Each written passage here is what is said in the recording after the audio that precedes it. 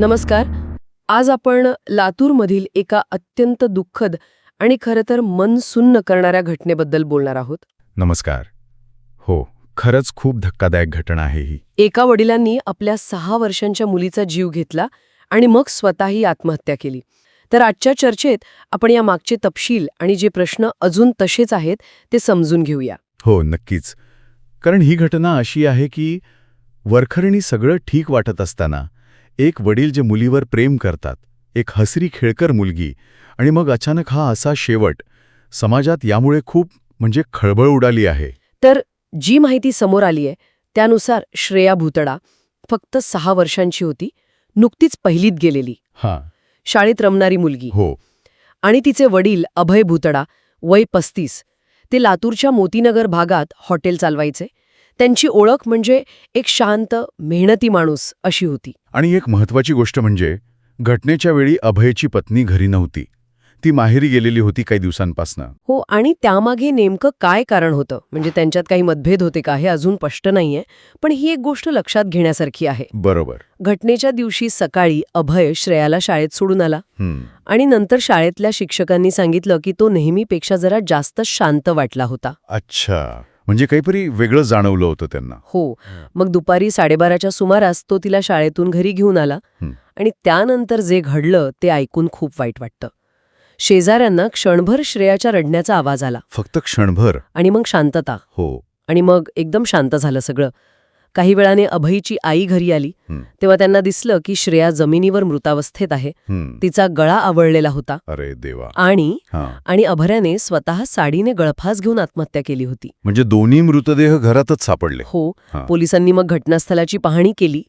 घरात कोणती झटापट झाल्याची किंवा जबरदस्तीची चिन्ह नव्हती. आणि श्रेयावर लैंगिक अत्याचार वगैरे तसंही काही नव्हतं, बरोबर? नाही, तसं काही निष्पन्न झालं नाही. आणि महत्वाचं म्हणजे घरात कोणती सुसाईड नोट पण सापडली नाहीये. अच्छा, सुसाईड नोट नाही. त्यामुळे पोलिसांचा प्राथमिक निष्कर्ष हाच आहे की ही हत्या आणि मग आत्महत्या अशी घटना आहे. हो, पण मग यामागे काय असू शकतं? पोलीस काही शक्यता तपासत आहेत असं कळतंय. शक्यता तर अनेक असू शकतात. म्हणजे पती-पत्नीत काही गंभीर वाद होते का? किंवा पत्नी माहेरी गेल्यामुळे अभयवर काही मानसिक परिणाम झाला होता का? म्हणजे नैराश्य, एकटेपणा, किंवा काही आर्थिक अडचणी, हॉटेल व्यवसायातला ताण, हे सगळं पोलीस तपासत आहेत. पण निश्चित असं कारण अजून समोर नाहीये. इथे एक गोष्ट मला खूप विरोधाभासी वाटतेय. कोणती? अभयशी बाहेरची प्रतिमा एक प्रेमळ बाप म्हणून, आणि त्याने उचललेलं हे टोकाचं पाऊल.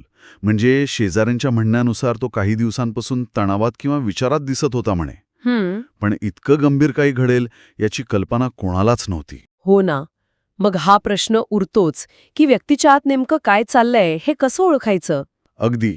आणि सुसाईड नोट नसल्यामुळे तर आणखीनच प्रश्न अनुत्तरित राहिलेत. अभयच्या मनात काय होतं हे कळायला मार्ग नाहीये. ती शांतता, वरवरची शांतता किती धोकादायक असू शकते हे दिसतंय. मग ह्या सगळ्याचा व्यापक अर्थ काय लावायचा?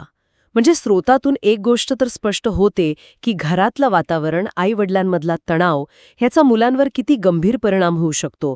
श्रेया तर यात निष्पाप बळी ठरली. बरोबर.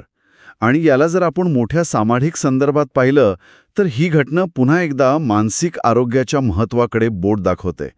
स्रोतातून जे दिसतंय की कधी-कधी अगदी शांत, नॉर्मल दिसणाऱ्या व्यक्तीच्या मनात खूप मोठी उलथापालथ सुरू असू शकते.